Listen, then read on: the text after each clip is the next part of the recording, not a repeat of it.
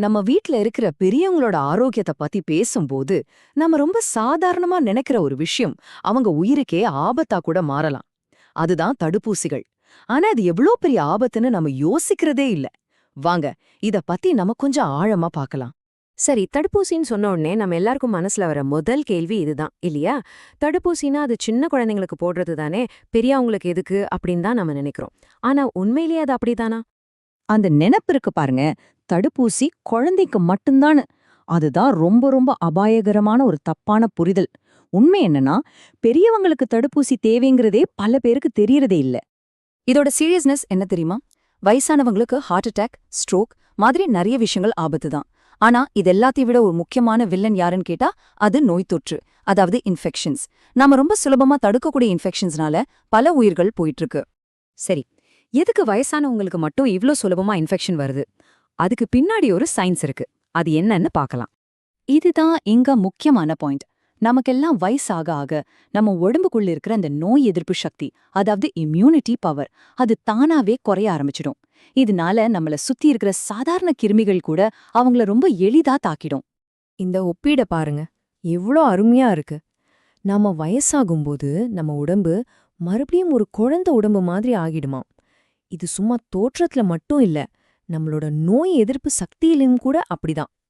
அப்போ இதுக்கு என்னதான் தீர்வு?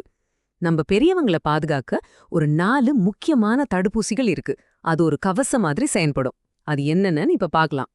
சரி, இந்த 4 தடுப்பூசி என்னென்னு கொஞ்சம் விரிவா பார்க்கலாம். முதல்ல இன்ஃப்ளூயன்சா, அதாவது ஃப்ளூ காய்ச்சல். இது ரொம்ப முக்கியம், ஒவ்வொரு வருஷமும் இந்த போட்டுக்கணும். ரெண்டாவது நிமோகாக்கல், இது நிமோனியா வராம தடுக்கும். இது ரொம்ப ஆபத்தான ஒரு இன்ஃபெக்ஷன். மூணாவது டிடிஏபி, இது டெட்னஸ் வராம இருக்கிறதுக்கு 10 வருஷத்துக்கு ஒரு தடவை போட்டா போதும். நாலாவதா ஷிங்கிள்ஸ், இது அக்கூன்னு சொல்லுவாங்க. இது வந்தா வலி தாங்கவே முடியாது. இதுக்கு வாழ்க்கையில 2 டோஸ் போட்டா போதும், பாதுகாப்பு கிடைச்சிடும். இது மட்டும் இல்லாம இன்னொன்னு இருக்கு, நம்ம எல்லாருக்கும் தெரிஞ்ச கோவிட்-19. இப்போதைக்கு கேஸ் எதுவும் பெருசா இல்ல. ஆனா ஒருவேளை உங்க ஏரியால பாதிப்பு ஜாஸ்தியாகி தடுப்பூசி கிடைச்சா ஒரு பூஸ்டர் டோஸ் போட்டுக்கிறது ரொம்பவே நல்லது.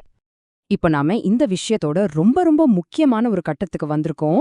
தடுக்கிறதுக்கும் ட்ரீட்மெண்ட் எடுக்கிறதுக்கும் நடுவுல இருக்கிற வித்தியாசத்தை பாத்தீங்கன்னா நீங்களே ஷாக் ஆகிடுவீங்க. ஒரு உயிரை காப்பாத்துற ஒரு தடுப்பூசியோட சராசரி செலவு எவ்ளோ தெரியுமா? கிட்டத்தட்ட ஒரு 3000 ரூபாய். ஆனா இதே நோய தடுக்காம விட்டு நம்ம வீட்டு பெரியவங்களுக்கு சீரியஸ் ஆகி ஐசியூல சேர்க்க வேண்டிய நிலைமை வந்தா செலவு எவ்வளவாகும் நினைக்கிறீங்க? 10 லட்சம் ரூபாய்க்கும் மேல.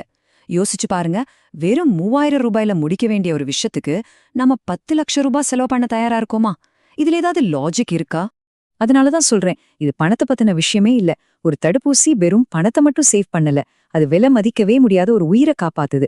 இதுதான் நம்ம மனசுல ஆழமா பதிய வச்சுக்க வேண்டிய உண்மை. இந்த விளக்கத்தோட இறுதியில நான் உங்ககிட்ட கேட்க விரும்புற கேள்வி ஒன்னே ஒண்ணுதான். விலை மதிக்க முடியாத ஒரு உயிரை வெறும் 3000 ரூபாயில பாதுகாக்க முடியும்னு தெரிஞ்ச பிறகும் நம்ம அன்புக்குரியவங்களோட பாதுகாப்பை உறுதி செய்யறதுக்கு நாம ஏன் ஒரு நிமிஷம் கூட யோசிக்கணும்? யோசிக்காதீங்க, உடனே செயல்படுங்க.